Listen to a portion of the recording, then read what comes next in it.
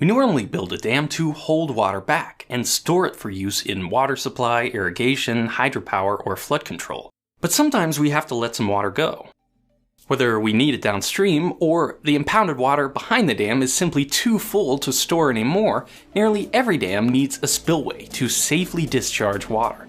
Hey, I'm Grady, and this is Practical Engineering. On today's episode, we're talking about spillways.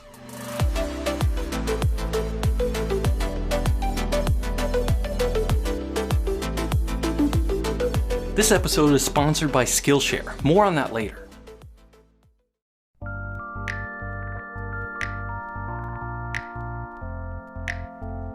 To understand spillways, we first have to understand hydrology. More specifically, we have to understand the tremendous variability in inflows that can affect dams and reservoirs. Designing a dam would be simple if rainfall and snowmelt were consistent throughout the year.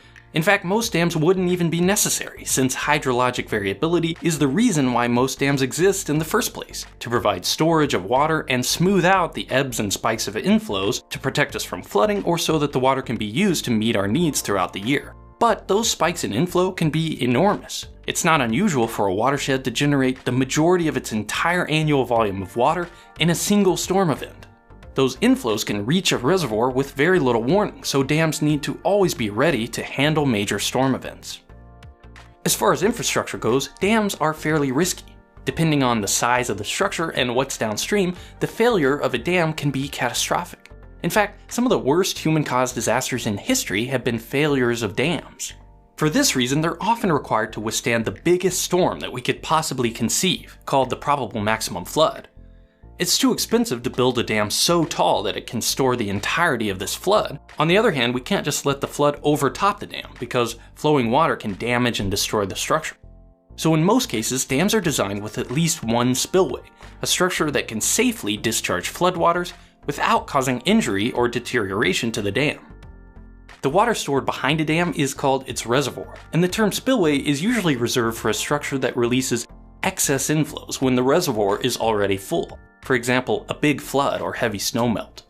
This distinguishes spillways from other structures that provide releases from reservoirs, like intakes that serve pump stations and penstocks that serve hydro turbines. Because of the variability in inflows, many large dams have two or more spillways. The smaller one is called a principal or service spillway that passes normal inflows when the reservoir is full, and the other one is called the auxiliary or emergency spillway that only engages during extreme events. Depending on the design, the auxiliary spillway may only flow for a few scary moments in a dam's entire lifetime. Because of that, they can be as simple as an excavated channel cut around the dam. It might not last very long, but it can protect the dam from failure in an extreme situation and be repaired afterwards. No matter how often it flows, a spillway has three main jobs, and there is a wide variety of structures that can accomplish these objectives. But I think if you're going to demonstrate a spillway on the internet, there's only one obvious choice for the model: the morning glory. This is a type of drop shaft spillway that has enchanted the internet with crazy vortex photos, and I built a model of one here in my shop so we can use it to discuss the basic functions of a spillway. And the first basic function is the most obvious: to manage the water level in a reservoir. A morning glory is in a class of spillways we call uncontrolled. In general, they're set and forget. There are no gates or moving parts to manage. They regulate the reservoir simply by existing. If it gets too high, the water flows out and the pool goes down. If the pool is below the crest, no water is released and the level goes up as precipitation makes its way into the reservoir. Most uncontrolled spillways are weirs, which I covered more in a previous video. A weir is simply a structure that allows water to pass over its crest. The morning glory acts like a circular weir at first, but as the water level goes up, the bell mouth chokes and the behavior changes. This type of spillway is used in narrow canyons where there isn't much room for a more conventional overflow. Uncontrolled spillways normally need to be pretty big to handle even the largest storms that a reservoir might face without any moving parts. That can get expensive quick, so an alternative can be to use controlled spillways with different types of gates. The gates add complexity to a spillway, but they can also reduce its cost by providing flexibility in discharge capacity, allowing for a smaller overall structure. The gates can be operated to match the size of any storm event, even if the spillway is relatively small. The next job of a spillway is to safely convey flow to the downstream side of a dam. In most spillways, including my model, water has to make its way from the top of the reservoir to a natural watercourse downstream of the dam. That's often a big drop in elevation, which means the water can pick up a lot of speed. This high velocity flow can cause major damage, so we need some way to contain it safely. Sometimes it's a pipe or a conduit, like in my model drop shaft spillway, and for open channel spillways, it's called a chute.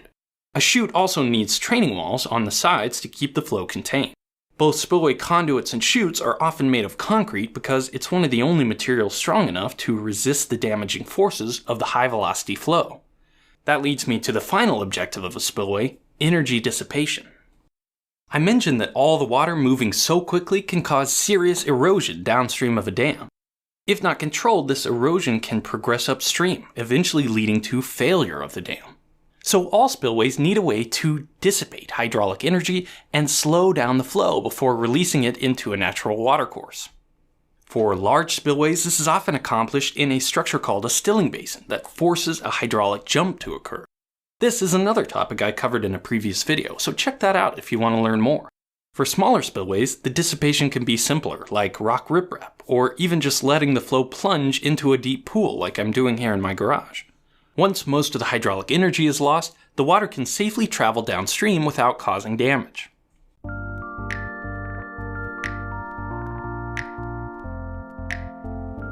Like most of my videos, I'm just scratching the surface of a gigantic topic. The spillway is a critical part of any dam and often the most complex component. Designing a spillway usually requires a team of engineers performing structural, geotechnical, electrical, mechanical, hydrologic, and hydraulic analysis to get it right. Also, we can safely discharge water from a reservoir during a high inflow event when there's no more room to store it. Thanks to Skillshare for sponsoring this video. As I record this, Practical Engineering is about to cross the 1 million subscriber mark, which is really exciting for me. Besides the awesome fans, I think a big part of the channel's success has been that I'm constantly trying to learn new skills and improve the quality of these videos. One of the ways I do this is through Skillshare, an online learning community for creators with more than 25,000 classes in design, business, and more. Premium membership at Skillshare gives you unlimited access to high-quality classes from experts working in their fields to help you gain new skills and live your best life. One that I'm watching right now is by Simon Sinek about how to make presentations more interesting and compelling. Getting tips and tricks from a successful presenter like Simon is invaluable to me, and there's nowhere else you can find content like this online. If you're trying to learn a new skill or improve on an existing one, cut through the clutter of online tutorials and click on the link in the description below to start learning with Skillshare. The first 500 people to sign up will get a 2-month free trial. Thank you for watching, and let me know what you think.